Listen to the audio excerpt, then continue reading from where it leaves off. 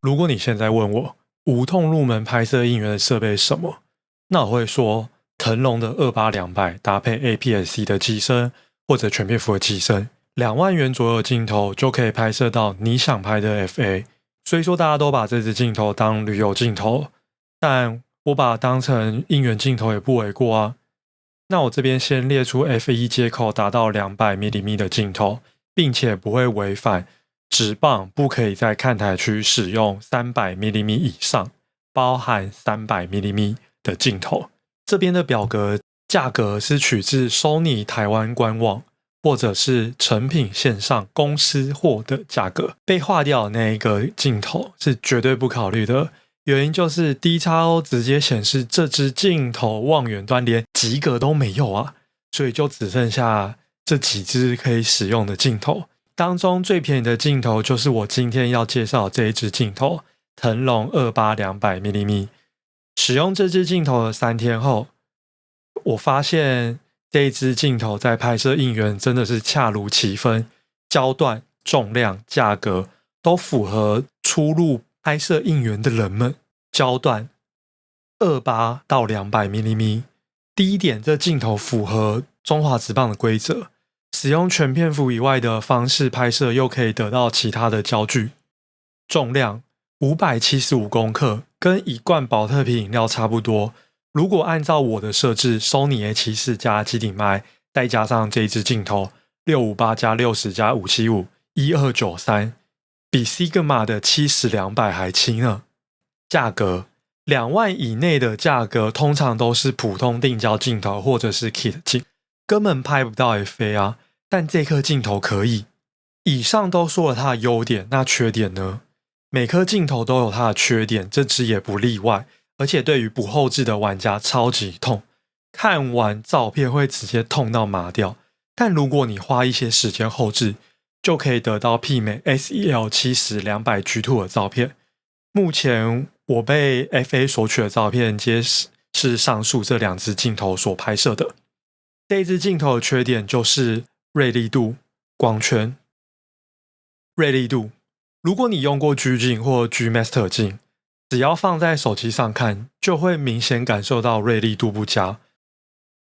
后面的段落会有跟 SEL2070G 的最大光圈、相同光圈、相同焦段的拍摄比较，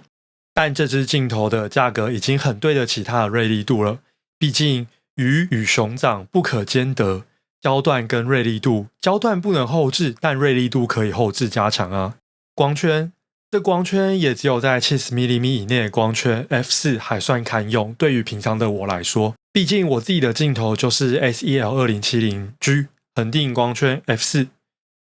如果拍摄应援，光圈 2.8 还是有它的必要性。第一个是它的虚化，第二个是可以在降噪省下很多时间，节省电脑算力。之后的段落依照拍摄地点、拍摄标的做区分，毕竟拍摄的距离都不相同，不能相提并论嘛。评论间会以这支镜头跟其他使用过的镜头做比较，中间也会讲述我的拍摄设定，扬长避短，达到最佳使用效果。说明这次拍摄没有天母棒球场，原因只是时间搭不上，加上我买不到距离舞台差不多的位置，这样子去拍也没办法做很好的比较。平面拍摄跟动态拍摄分开的理由是，拍影片的快门速度很低，加上 4K 也才830万画素，不会放大观看，跟动辄3000万像素的平面摄影不能够摆在一起去讨论。那话不多说，直接开始。平面拍摄，新庄棒球场赛前拍摄，假日在新庄棒球场就会有主题日活动，使用这支镜头就可以一镜到底。拍摄活动啊、现场或整体氛围，在方便性上是封顶了。加上这支镜头如果色温调整偏蓝，拍起来会有一种日系淡雅的味道。假日比赛前大概3点吧，然后客队就会开始热身，然后如果你站在牛棚热身区，差不多 A 席这里，如果你也是一个爱拍摄球员的话，那这颗镜头绝对可以拍到还不错的照片。如果拍摄正常走动的球员的话，把镜头推到200端，快门设定1/300，光圈 5.6， 也就是最大光圈了。然后 ISO 可以在500以内，那这样的 ISO 几乎没有太多的噪点。如果需要拍摄投球或打击姿势的话， 200端，快门6/4，光圈5.6，ISO 可以在1000以内。那大家都说光圈8无烂镜嘛，所以我这边就试，那 ISO 就会变2500左右。初步看下来，照片的清晰度是有增加的。然后以下照片皆是人脸对焦，对焦的速度算是满意啦，快速远近的对焦。那如果透过2层的网子去拍摄球员，如果有顺利抓到人脸对焦，就可以准焦，就不会像是90微距一样很常去拉风箱。比赛中的拍摄，如果是比赛进行中拍摄场内的球员或开场应援，200端是略显不足了。如果使用 Super 35或再裁切的话，那照片看起来还行。当然，如果这时候配上70-200G Master 2加 1.4 倍的增距镜，就会完美覆盖所有情境了。拍摄投手丘上的布兰登或月月，这支镜头我觉得完全不行。这个距离跟拍出来的照片，我认为不及格。但拍摄站在打击区的岳家兄弟，这支镜头是可以胜任的，但缺点一样是锐利度太差。开场表演，拍摄 FA 开场活动，我有把光圈刻意设定 F8， 为了换取相对好的成像跟准焦范围，加上镜头先天性的缺陷，然后帮各位 FA 上了一层柔肤，然后后期再提升锐利度，这样的成品我觉得算是及格满意了。应援 FA， 拍摄应援中的 FA 不用说，这一支镜头 CP 值最高的地方就是在这个情境，88到200端都是拍摄 FA 的优良焦段，200mm 的使用占了 66%。我知道这也是重点，所以这边会大致顺序列出各种焦段拍摄出来的 FA， 会放上调色后未降噪、未调整锐利度的照片，跟我完整调整过后的照片，一并放上供大家来做个比较。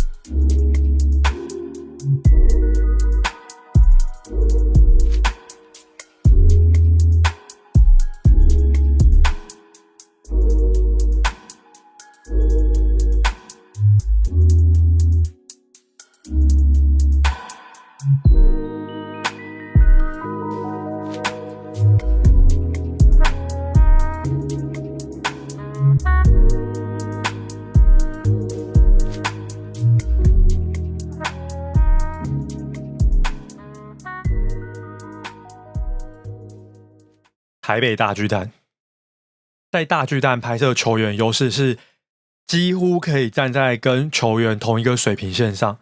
打击练习甚至隔一张网子就是球员了。这一支镜头可以完整的拍摄到球员的表情，让照片更有张力。如上一集所说，大巨蛋的灯光对于光圈小的镜头非常不友善，如果要拍摄球员挥棒，那 ISO 可是达到惊人的5000以上。那需要拍穿越2张网子选手的情境，有可能是灯光不够亮，导致时常对焦失灵，尤其在拍摄许金红时，完全对不到焦，直接亮红灯。但拍陈志豪就可以准焦，只需要多花些时间。那如果是比赛进行中拍摄场内的球员或开场应援，不用想了，我坐在20排左右，拍起来大小就像这样子。如果是这个角度，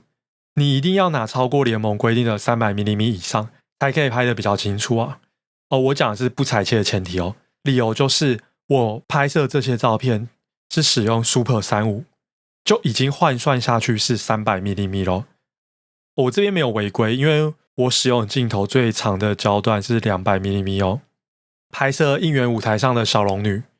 我的数据是焦距从127到200mm 都有，但有 95% 还是使用 200mm 的焦段，不像是新装只有 66% 使用200的焦段。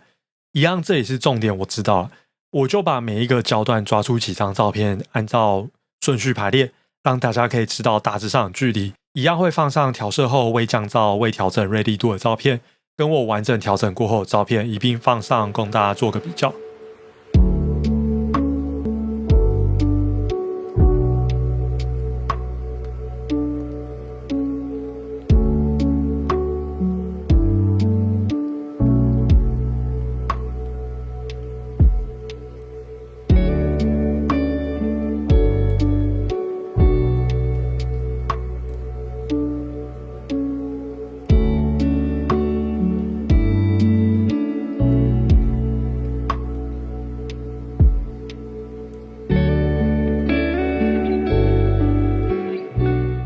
动态拍摄，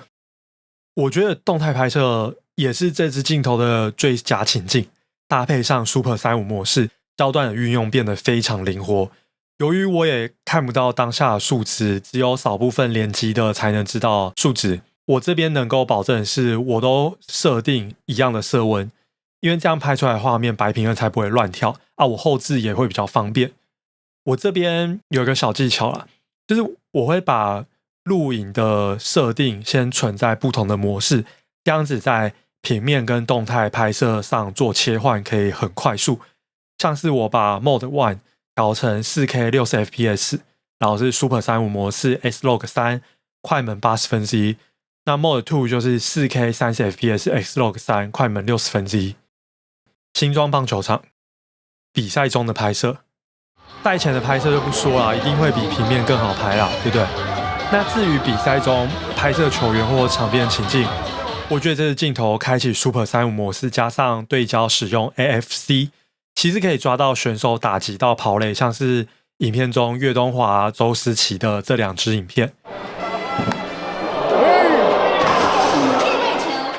如果是快速从投手投出打着挥棒切到跑垒的选手，这样子快速的对焦切换，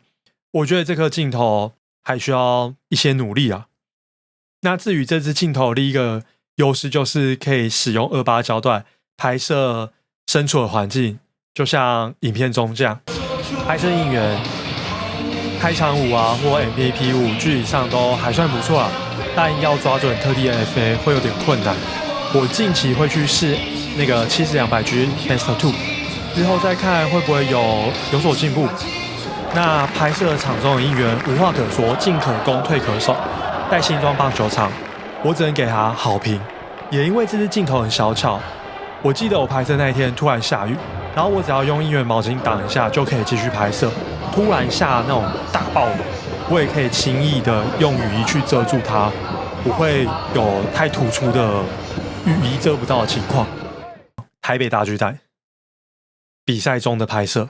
我觉得还行啊，当然没有新庄棒球场距离这么方便，但我觉得还是有及格的分数。不管是龙之子的练头、陈子豪的打击去准备，还是被林凯威触身差点引爆大场面的詹子贤，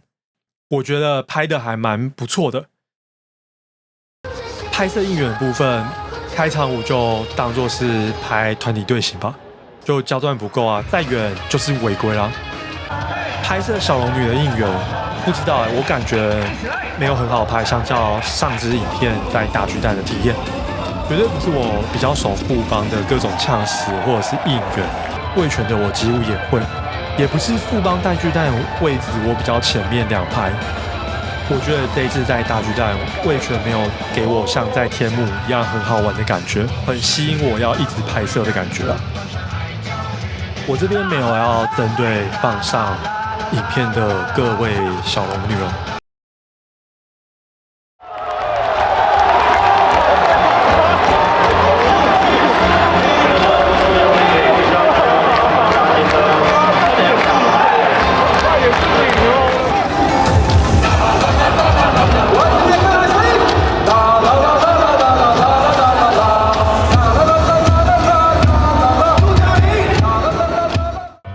这一次的味全活动，我觉得印象深刻，就是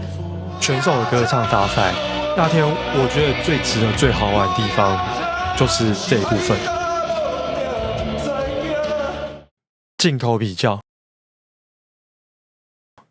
这边会用 SEL 2070G 腾龙28-200，焦段选择28、35、50、70。使用各自的最大光圈跟光圈8去做比较，这边比较没有去做超仔细的比较，主要是以肉眼去做区分。28mm 腾龙完败。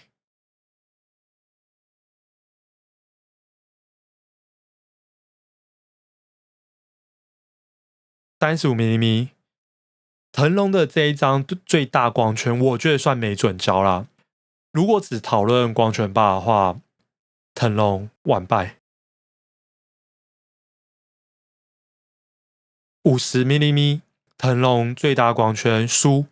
但我觉得光圈8还可以。如果不放大仔细看，其实很难分得出来。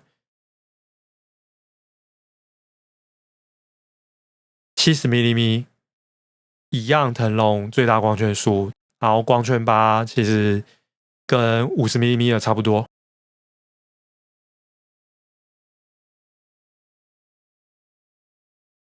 总结来说，光圈8开下去，这一支镜头的锐利度是有提升了，我觉得还行啊，至少有进步。那后面就放上这几天拍摄的其他照片跟影片，请大家慢慢观看啊。观看完记得点赞啊，或者分享都可以。